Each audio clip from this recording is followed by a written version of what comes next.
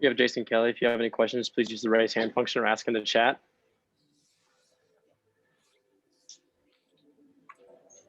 Start with Jeff. Jason, we haven't really gotten your comments yet on the injuries. So can you talk about that and then just what happened today with all these guys that hadn't pitched coming in and doing fairly effective work? Yeah. That injury thing, that's, it's devastating to us, and it's devastating to our team, obviously, and it's devastating to those kids because those kids have really put in the time and worked. And this is one of those things that you can't predict, and you do all these things to help slow down that process, and hopefully, you do the right things, but sometimes it's just the way it is. And we all feel awful for them, and they're going to come back healthy and strong, and we hope this helps their career. And when they come back, they'll be ready, and they'll help us next year. And we're going to find a silver lining in this thing. And I think that you saw some of that today, is some guys that haven't got some work yet getting in the ballgame and having success. And if we can continue to do that, we've got guys back there that can really do it. We just need experience. We're young back there. And today was a great start of what I hope is getting guys more innings and more time, and being able to rely on those guys in big situations. Alexander. Hey, Coach, did you think that perhaps the longer layoff, or maybe them being away from the program for longer, may have had something to do with them getting hurt? No, you know what? There's no predictor in this thing. And I've been doing this long enough to know that you can do everything right and it still happens. And you can do everything wrong and you don't get hurt. If they could predict this and say, hey, do it this way, everybody would do it. And that's just not the case. And these guys have played and thrown and done these and done, been aggressive with baseball since they were 9 or 10 years old. And sometimes, it just gives out. And with both of those guys, they didn't pop. You know what I mean? It's a wear and tear injury. And that's nobody's fault. That's these kids playing baseball since they could throw the ball. And so, I don't think nobody did anything wrong. And that's the moral of this. This is something that sometimes happens. Unfortunately, obviously for us, it's added up on us in a month span, and it's terrible. And we're going to continue to work to prevent that. But we're going to continue to go with the guys that we've got that are healthy, and those guys are going to do great. Jonah. Hey, Coach, you guys used 8 pitchers for the whole game today. Was that part of the game plan coming in, or is it just sort of reactive like that? And just talk about the depth and what those guys showed today. No, the order wasn't predetermined, but we knew that we were going to try and use everybody. And our offense scored some runs early, and that makes that process a little bit easier for us. You feel comfortable when you get a couple of runs and you're up 5-0, and I believe the 5th, that you can get some guys innings, and that anxiety that sometimes they feel in their first outing can be tempered just a little bit because you've got a lead, and they're not pitching life and death in a 1-1 game in the 8th. So we wanted to get everybody in. Our offense supported us, and we were able to do that. And that's going to hopefully kind of bounce us into good things for all those guys as we progress into conference. Mac. Coach, you guys kind of got out of 1-out, 2-out jams all weekend. Can you just speak to your bullpen's ability to come in high leverage situations and get out of them with minimal bleeding? Yeah, that's why those guys are back there. Most of them have an elite skill of some sort. It's usually one pitch, and all of those guys have something special. And, hitters, when you get them in those bases loaded counts or those bases loaded situations and in those hitting counts, they want to produce, and guys want to swing, and guys want to be the hero. And if our guys throw strikes and compete, then you can get yourselves out of some of those jams. And that's a big part of what we're going to need to do throughout the season. There's going to be base runners. We're going to give up hits. That's part of the game. But it's being able to force the ball on the ground with 1 out and then throw strikes and command the ball when you get 2 outs. So our guys did a really good job of that. I think all weekend they put pressure on us, especially Friday and Saturday. I think 7 or 8 innings and without us giving up a run. Alexander. Is the plan for the Sunday spot or even a midweek spot, at least for the time being, going to look like what it did today, where it's stacking a bunch of different pitchers on top of each other and seeing sort of who sticks? I don't know just yet. That's something we'll talk about probably as I finish here and figure out how we're going to handle this. The good thing is I think we've got the group to handle it. And however we line them up, we'll do our best to try and put them in the order that we think is the most beneficial for their skills. And it may be where we use 4 or 5 guys, and it may not be Sunday. We don't know what day it's going to be. We're going to try and make the best decision for our group. And the good thing is we got guys that compete back there, guys that have worked, and guys that deserve opportunities. So we feel good about that. Raymond. That was my question, but I'll move on to Seth. Early in the game, he was relying heavy on his breaking ball, it seemed like. Can you speak to if that was the game plan and how he can use that pitch effectively? That's his best pitch. Seth's got a good slider and always has. And so that's something that we knew in, a short outing of which I know that, going into this, we hoped he could get us 6 outs. And so you don't treat him like a starter in that situation. You go right to your best pitch, you go right to your best stuff right away. There's no easing into it. So we knew we were going to pitch aggressively from the first hitter, and that's his best pitch. We were going to go to it. And there's times where he throws that pitch for a strike better than he throws his fastball for a strike. So and that's one of his good strengths and something that we can rely on from him. So especially in that short setting, we're going to pitch to win from the beginning, and he did a good job of that today. Jeff. You didn't use Justin Fall this weekend. There anything particular behind that? And then of the other guys that hadn't pitched the pitch today, what stood out there to you? Justin Fall did not pitch because he has strep throat. He got sick on, I believe, Thursday, and I talked to him this morning, and he had antibiotics and all that stuff, but he was just so weak. So we thought it was in his best interest to keep him home, not only for his sake and his physical ability, but to keep him away from our guys. That's the last thing we wanted running through the locker room. I thought our guys were great. I really do. And that's not an easy situation to come out there and you're throwing in kind of live situations during the week on Tuesday and facing your own hitters, and then to be asked to come in the ball game and in a ball game that was 5-0. I mean, that's not a blowout by any means. And to get Joe Hauser his first appearance and Wally his first appearance and Bryce their first appearance, and then have Cam come in and clean up a situation, which is what Cam does well. That's only going to help us. And I think that you guys saw that we've got horses back there. We just need to start gaining some experience. I think Joe Hauser's up to 95, Wallerstad's up to 97. I mean, there's guys back there that just need a little bit, the edges are a little bit sharp and they need to be refined a little bit. And once that happens, we're going to be something to deal with. Jonah. You talk a lot about from the coaching perspective, choosing who to pitch and at what time, but just from the player's perspective, I know it can be some cases where they feel like they're dealing and don't want to come out, but can you just talk about their mindset, their mentality about handing it off to the next guy, always to the next guy? I think that's one of the special things with that group is it's a very close group, and that group is rooting for everybody that is out there. There's not one guy within that group where they're like, oh, great, it's him again. Like, we don't want, everybody's on the top rail pulling for each other. You see that when Levine's in the game today, and those guys are going crazy. And so I think we've developed a support system down there where everybody's rooting for each other. And we talk about, don't worry about who gets the credit for this thing. As long as we win games and produce, then it doesn't matter who's in there. And I think those guys all have confidence in each other that they can get it done. And if we can continue that confidence and guys continue to do those little things that they did today, I think we can have success down there. Alexander. I know he didn't pitch today, but what has stood out to you about Ethan so far in his role as a closer? That guy is, if you were to look up competitor in the dictionary, that's the guy. He wants the ball every moment. And so I don't think we've even seen, I think he'd be the first one to say this, I don't even think we've seen a real good Ethan Long yet. We're just at the tip of the iceberg with what he's capable of. We haven't thrown a lot of breaking balls yet. He's relied on fastball command, but there is something that about Ethan is he's going to compete 100% of the time.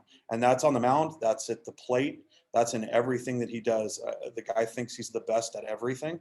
And that's a good quality to have in that guy at the end of the game, because you're going to have to really score. In order to score off him, you're going to have to beat his best stuff because he's not going to be afraid to come after you. So he sets the tone, especially for those younger guys, for Hauser and Wally and some of those guys. They feed off Ethan, and even though he's a young guy, I think people look to him and they feel like when he's in the ball game that we're going to have success, and that's what you need from the guy finishing the game. Any more questions? Thanks for your time, Coach. Great. Thanks, guys. Yep.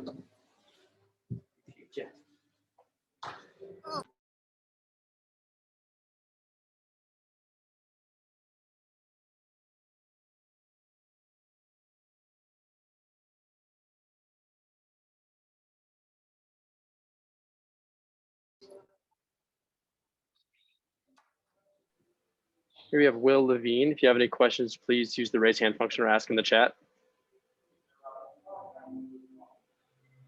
Alexander? Hey, Will, just starting generally, how did you feel being back out there? I don't know. It's not really something I can describe, but it felt amazing. It's been over a year since I've been out there, and that just felt really good, you know. Mac?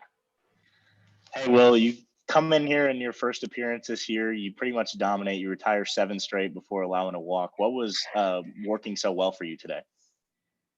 I think just the ability to just, attack the strike zone, pitch after pitch after pitch. That was just the game plan from the get-go all weekend, just attack these guys in the strike zone, get ahead early, and I think that was the formula for my success. Raymond? Just how good does it feel to come into a situation and get out in one pitch on a double play ball?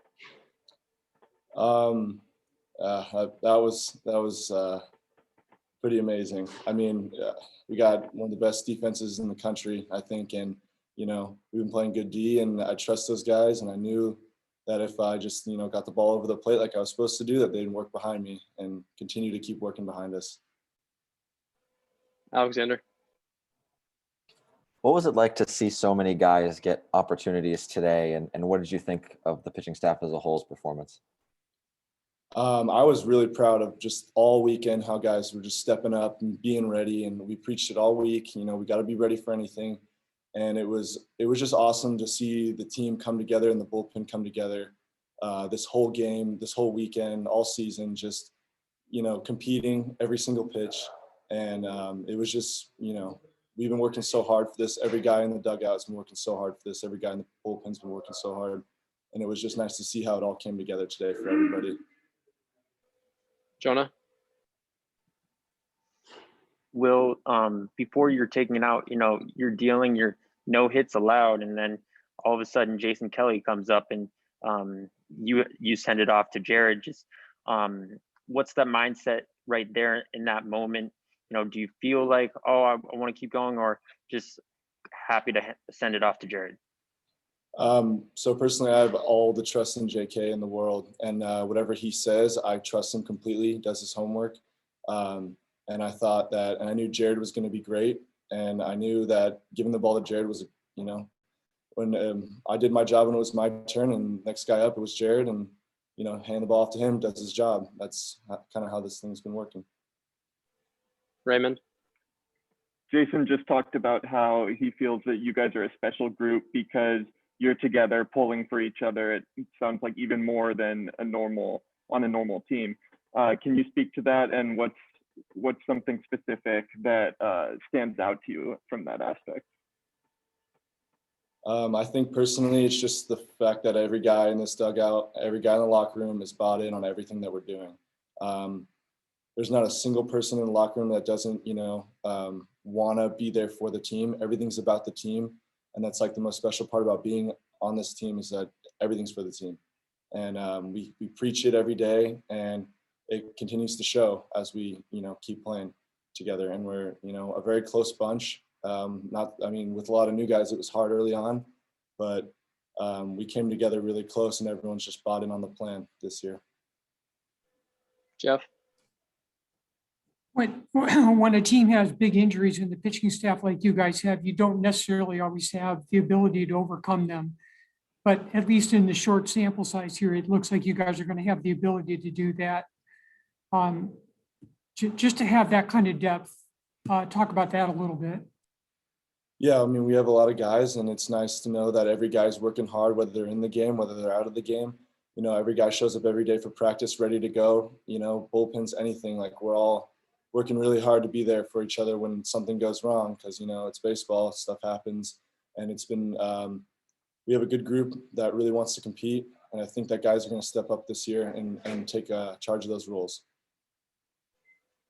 Any more questions? Thanks, Will.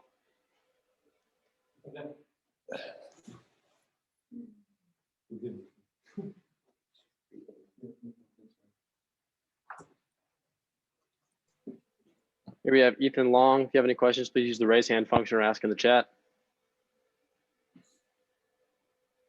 Jonah?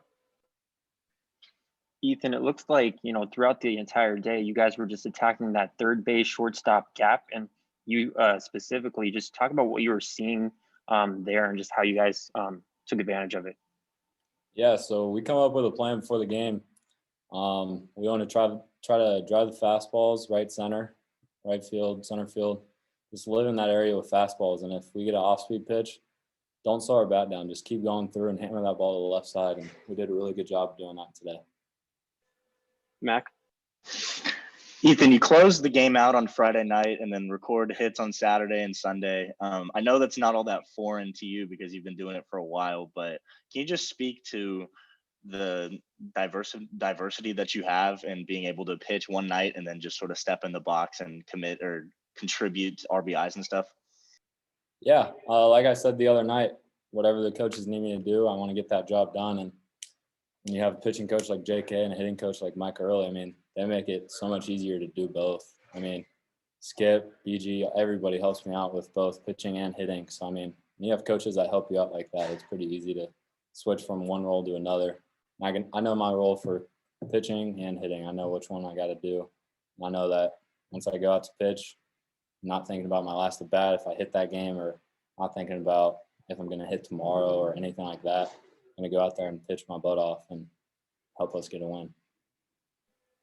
Alexander? What was it like to see so many of your guys who hadn't really gotten onto the mound a lot this year yet get out there and contribute to a shutout today? It was awesome. Fired us up in the dugout. I mean, seeing everybody come out there that hasn't got a shot yet this year and come out and throw the way they did, I mean, we can't ask for anything else. I knew the guys coming in, I'm confident in all of them. I knew that they were going to come in and do what they do. And that's exactly what they did. They didn't give up any runs today, and I couldn't be more proud of the whole group. Alexander?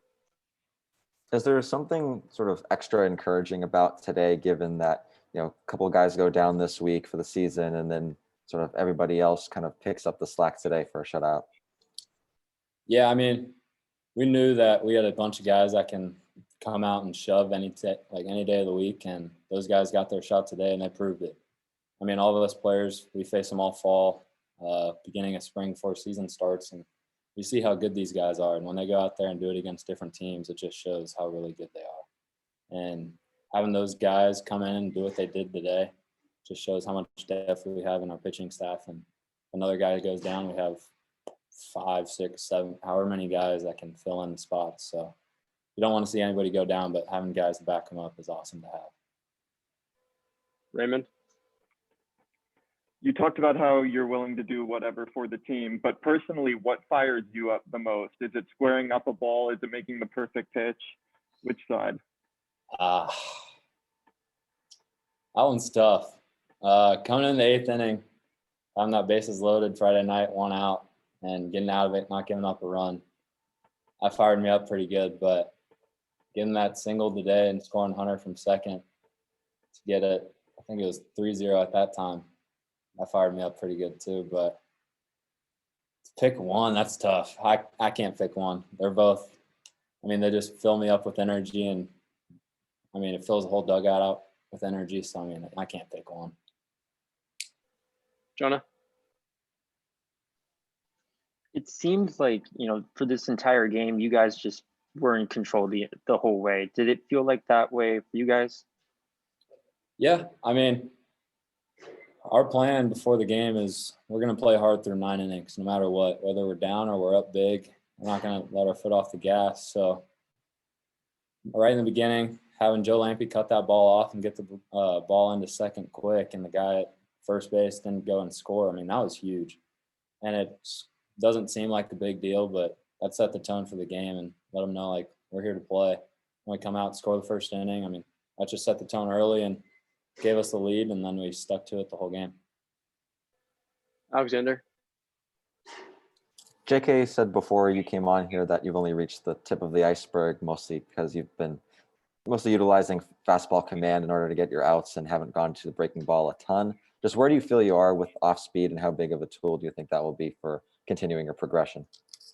All fall and even the spring, my off speed, not gonna lie, I had more command in my off speed than I did my fastball. And then I come out here, first night, I threw one slider, almost hit the dude in the head, and I was a little juiced, freshman coming in, closing out the game. But fastball, I had good command, I had good velo. And now that I kind of got a few innings under my belt, I'm more confident, more calm on the mound. I always try to make myself angry and pumped up as I get in the game because it's competition and I don't want them to win. So when I get on the mound, I seem like I'm in a bad mood or pissed off at the hitter or whatever, but I'm actually pretty calm in my head, not trying to worry about who's up or who's coming up next, or not scared of anybody. So I'm pretty calm and relaxed, but I mean, I'm confident in my off-speed pitches, even as much so as my fastball. And JK does his homework more than anybody you'll ever meet. So whatever pitch he calls, I'm down to throw. Mac. You mentioned Joe a couple questions ago. Just real quick, can you talk about his ability to flip the lineup over and get some speed on the base paths for the first three hitters? I mean, that guy's speed is insane. We talk about it all the time in the dugout. That's not speed you should have on a baseball field. It's more like something you should have in track and field. But having him in our outfield, tracking down balls, making that huge play yesterday I think that was the biggest play we might have all year. That helped us win that game. And then getting on the base pass, we know he's going to make a difference and probably score every time he's on the bases, just how fast he is. So having that speed in our lineup is something that is very special. Jonah. It seems like the fans, the crowd really made their presence felt today, yelling at the umps and cheering and stuff like that. And just at the end, to cheer on Bryce like that with the strikeout. Just what does it feel like to have all those fans back here now? It was awesome. In the beginning, having limited fans, pretty much just family. You could hear a little chatter here and there from the stands, stuff like that. But we'd have to create our own energy pretty much. And having those fans create the energy, we already created in the dugout, but having the fans on our back too, having that many more people helping us out, it was awesome to see. Jeff. When you have guys that come in that haven't pitched, but they're throwing like mid to high 90s at the end of the game, as a pitcher yourself, what does that just tell you about this staff? Young guys coming in that are able to do something like that. That just goes to show how deep we are in the pitching staff.